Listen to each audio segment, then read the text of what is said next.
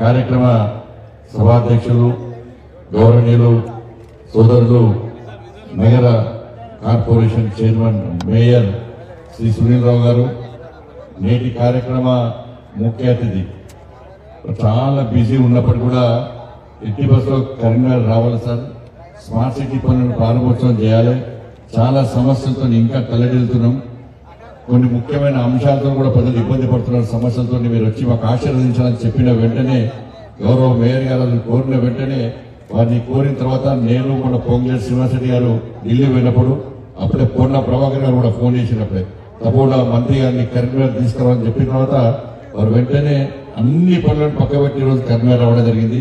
శ్రీ మనోహర్ లాల్ ఖట్టర్ గారు కేంద్ర మంత్రివర్యులు, వారికి తెలంగాణ రాష్ట్ర ప్రజల తరఫున కరీంనగర్ కార్పొరేషన్ ప్రజల తరఫున హృదయపూర్వక స్వాగతం పడుతూ మన రాష్ట్ర మంత్రివర్యులు పెద్దలు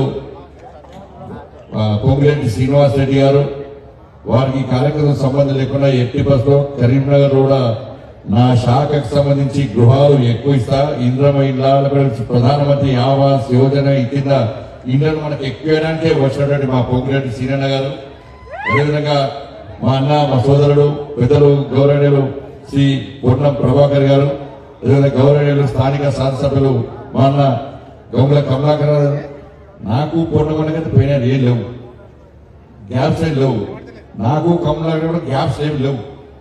ఇక కొంచెం ప్రభాకరం కమలాకరం అది కూడా పోతుంది సార్, ఉండదు ఇక అవి కూడా పోతాయి. ఇక దీంతో ఈ స్టేజ్తో క్లోజ్.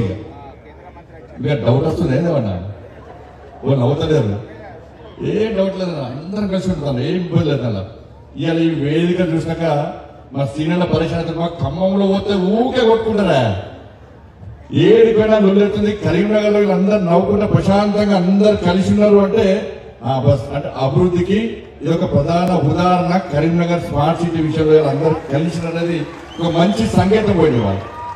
అదేవిధంగా మాజీ మేయర్ గౌరవ పెద్దలు మా రవీందర్ సింగ్ గారు, గౌరవ డిప్యూటీ మేయర్ గారు, గౌరవ కలెక్టర్ గారు, గౌరవ మున్సిపల్ కార్పొరేషన్ కమిషనర్ గారు, అడిషనల్ కలెక్టర్ గారు, వేదిక గౌరవ కార్పొరేటర్లకు, ఇచ్చేటువంటి పెద్దలకు, మీడియా మిత్రులందరూ కూడా హృదయపూర్వక నమస్కారం.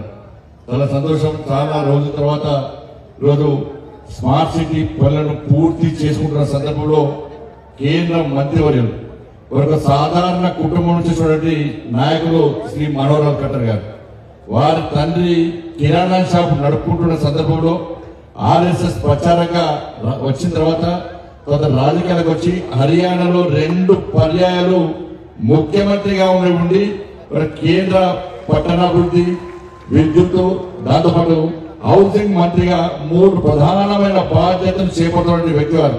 నరేంద్ర మోడీ గారికి చాలా ఇష్టమైన వ్యక్తి కాబట్టి 3 ప్రధానమైన శాఖలు వారికి ఇచ్చిన వాళ్ళు.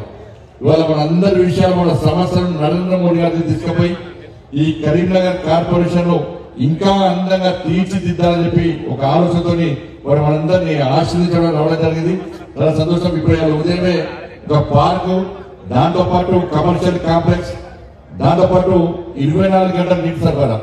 మీకు తెలుగు రాష్ట్రాలు కాదు, ఈ సౌత్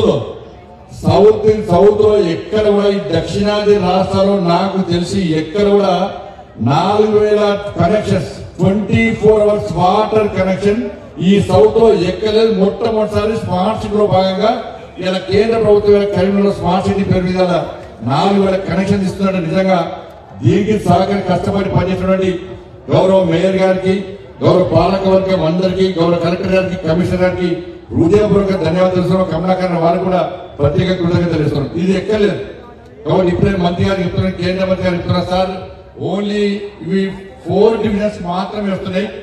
రాబోయే రోజుల్లో కరీంనగర్ కార్పొరేషన్ అంతా కూడా ఈ 24 hours వాటర్ సప్లై ఇవ్వడానికి కేంద్ర ప్రభుత్వం మీ శాఖ నుంచి ప్రత్యేకంగా మాకు నిధులు ఇచ్చే ప్రయత్నం చేయాలని చెప్పి కూడా వారికి కోరడం జరుగుతున్నది. దాంతోపాటు మా పొన్న ప్రభాకర్ అన్న ఆవేదన చెప్పాడు, మీ అందరికీ ఆ వాయిస్ అర్థం కాలే, మీ అందరికీ ఆ డంపింగ్ యార్డ్ కంపు చాలా ఇష్టం అంటున్నాను మీకు, అందుకే ఎవరు సప్లై గట్టి కొట్టుబట్టే మా ప్రభాకర్ అన్న చాలా ఆవేదన మంచిగా అయిపోయాడు. కాబట్టి అలా మంత్రి గారు ఉన్నారు కాబట్టి ఒక్కసారి అందరు లేచి నిలబడి ఆ డంపింగ్ యార్డ్ కంపు మాకు పోవాలని చెప్పి ఒక్కసారి విజ్ఞప్తి చేయడం అందరూ వస్తారు సార్. మిగతా కూడా కూర్చున్న అంతా లేచి మీకు కంపు అవసరమైన కూర్చొని లేకుండా నిలిచి వాళ్ళు చెప్పండి. Thank you. తప్పకుండా ఆ డంపింగ్ యార్డు దాని వల్ల చాలా नुकसान हो रहा है सर। तन करीमनगर में बर्निंग इशू है सर, वो डंपिंग यार्ड का इशू पूरा जनता को नुकसान हो रहा है सर।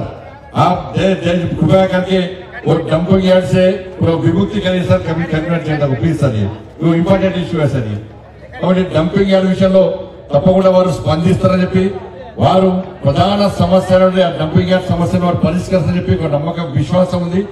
దాంతోపాటు ఇప్పుడు కూడా కేంద్ర ప్రభుత్వము అన్ని రకాల స్మార్ట్ సిటీ ప్రకటించిన తర్వాత అన్ని రకాల నిధులను విడుదల చేస్తుండడం వల్లనే ఇవాళ స్మార్ట్ సిటీ వాళ్ళ పనులు పూర్తి కాబోతున్నాయి। వాళ్ళు సరే కొంత ఇబ్బందులు వస్తున్నప్పుడు కూడా మొదట విడుదల కాని సందర్భంలో కూడా స్టాండింగ్ కమిటీలో నేను చాలా సీరియస్ గా గొడవ చేసిన తర్వాత అప్పుడు వెంటనే ప్రభుత్వం నిధులు విడుదల చేయడం కరీంనగర్ కానీ వరంగల్ కానీ దాని తర్వాత పనులని త్వరితగతిన పూర్తి చేసే ప్రయత్నం చేసింది।